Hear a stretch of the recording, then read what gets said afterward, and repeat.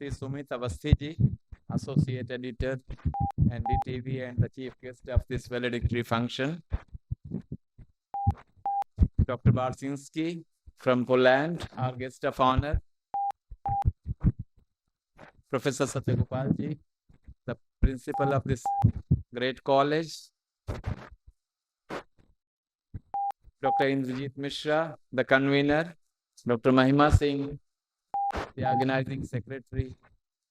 Dr. Samir Pathak, the vice principal. Delegates from India and abroad. Teachers, research scholars, and students present in this hall. First of all, I congratulate you for organizing this seminar. The very success of it is known by the fact that there are 125 papers presented here in these 2 days. A packed 2 days. I have been a witness to yesterday's sessions, more than half of the day, and have been informed what happened in the remaining half and the first half today. So first of all, congratulations to the whole team for this successful seminar, and also your kind words. I know those are your affection for me. She has been my student, and so just one thing. So I'm reminded of 2 things before I begin. Just one sentence for Sumit ji. We should be beware of the freebies. My guru who taught me Kaumudi said, remember, nothing is free in this world. You can't have an additional single breath. That was the sentence that he had used.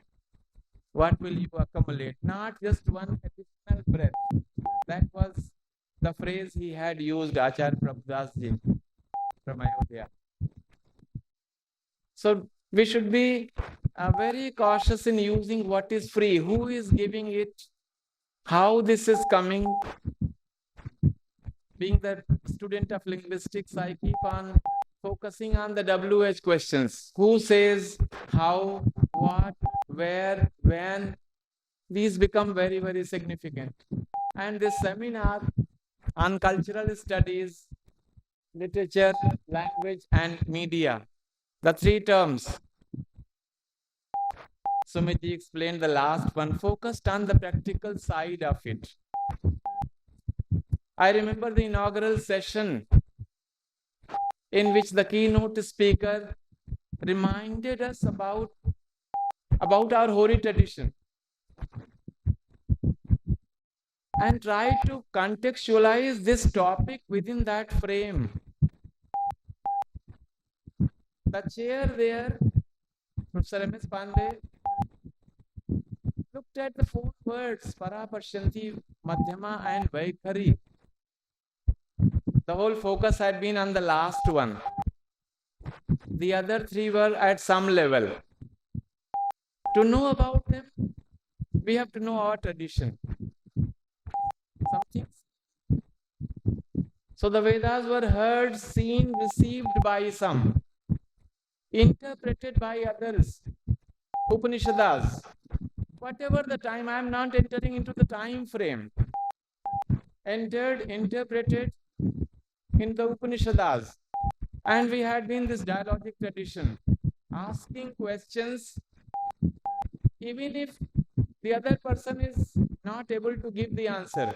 If the question is valid, you will get the answer somewhere. I extend what Sumit ji said. You can ask, and I am ready to face that. Sometimes I will not be able to give the answer. That had been our tradition. But ask good questions, valid questions, and the question will stand there. Someone will come. When Srihar wrote that epic Naishadhi Charitam, and the Sanskrit scholars were not able to understand. Thoda आसान लिखिए, सरल लिखिए. And then he said, I'm not writing just for you. Kalo ayam niravadi vipulacha prithvi.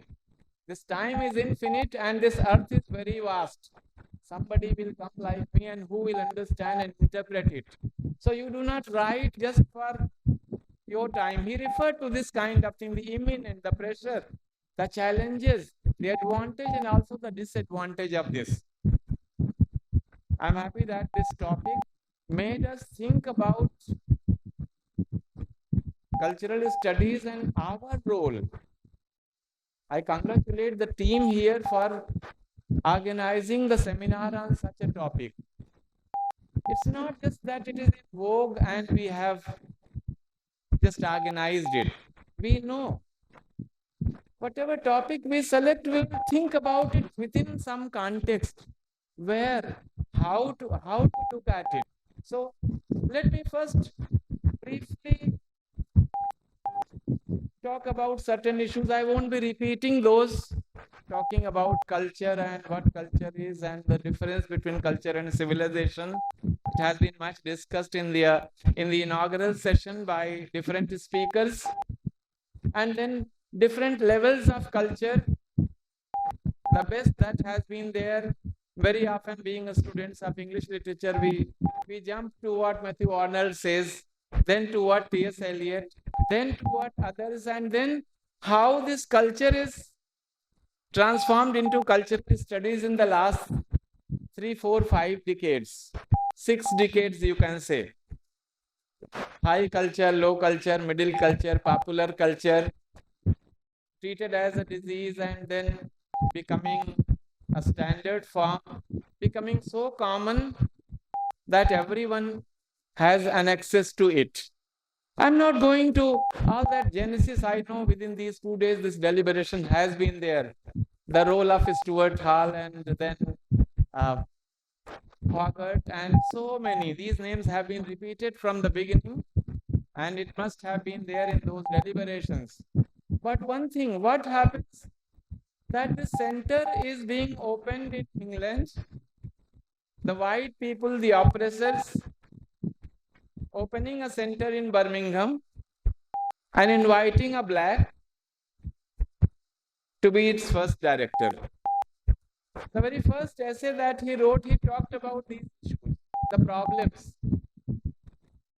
When such a person reaches there, what he or she can do. So 3 issues. So what happens? The small t criticism that followed literature became superior. Small t of theory became capital T, capital theory. It is this kind of thing which developed in the form of the theory of empire. And there were certain group of intellectuals who dominated, who showed the way that look at this. I will be referring to 2, 3 other incidents that happened in the world. Some of them were good, but some bad. The moments that changed the world. Being students of English literature, we remember Renaissance, reawakening, and then Indian Renaissance in 19th century. Bengal Renaissance, and because Bengal was the capital of India, it became Indian Renaissance. What happened and how it happened? Who were the people who benefited? How many of us have looked into the genesis of this? So, and what had happened in the Renaissance? A war was there, fall of Constantinople, and some scholars ran away with the books. And they reached Europe. And then they told her the world is very big. Why not your Europe? England is smaller than our UP. We must not forget, geographically. And it was, so the earth became the center. Remember, it was a wrong notion. We all know, but no one could question it that time because the sentence was written in the Bible. God created the earth. 7 days, 6 days, this happened. And then on the 7th day, he took rest. So earth became the center in the Renaissance. So man became the most important person there, the most powerful because he possessed reason. Look at its irony, the way Shakespeare gives, what a beautiful piece of work, what a piece of art. Work is a man. How noble and this. Several negatives later. So decentering of the system. Okay, heaven was there somewhere. The earth became the center. And we see the result. How was it that only tragedies dominate there in that very period? Man's potential to be seen in multiple ways and reaching the end very often in a negative way. We did not have that concept of tragedy. We do not have Purubhangam or the two plays Karna Bharam of our first dramatist Bhas are grouped there, but they are not tragedies that way. So this happened in the Renaissance period. At 2 centuries ahead, Darwin comes, origin of species. No, God is not there. Our ancestors were monkeys. Why? What have we done to our ancestors? We have not been able to convert all of them into human beings. If they are, I'm using that rationality.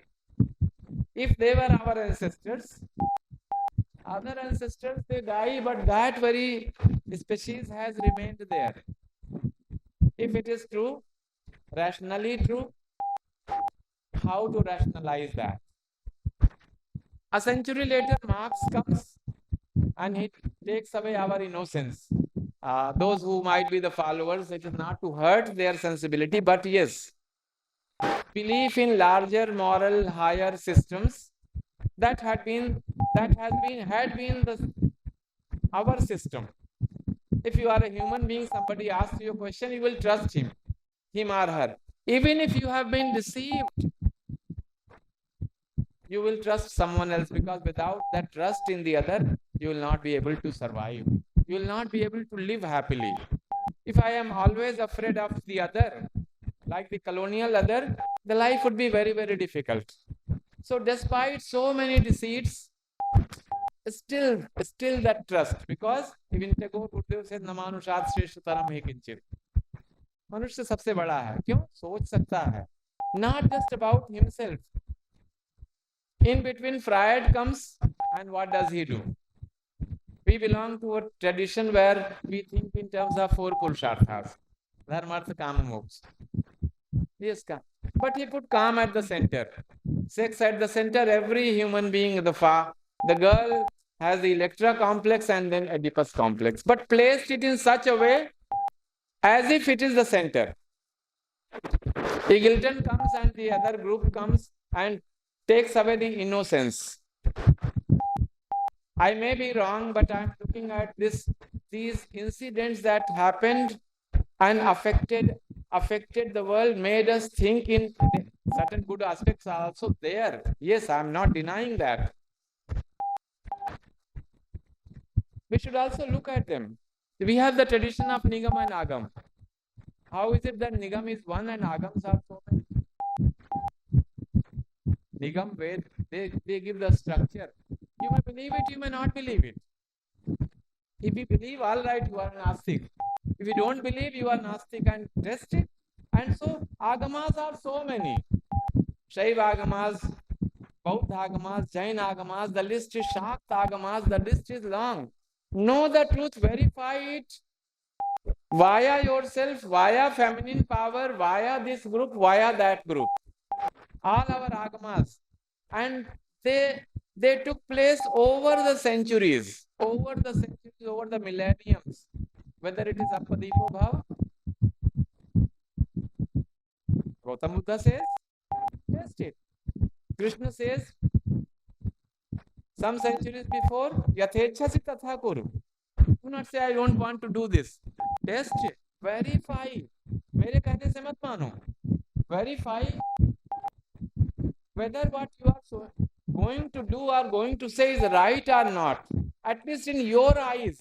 It was this thing he was referring to in a different context. So, Appadipa Bhava. Because the test is your own. The Mahabharata says that your human heart is going to be the largest battlefield. Both the darkness and the light is inside us. What do we want to ignite? Because that is the Atma. That was the Atma that was the crux of the Upanishads. आत्मा व अरे द्रष्टव्य श्रोतव्य मंतव्य, वही देखना, उसी को जानना, उसी को पहचानना है. और आत्मना प्रतिकूलानि परेशान न समाचरेत्।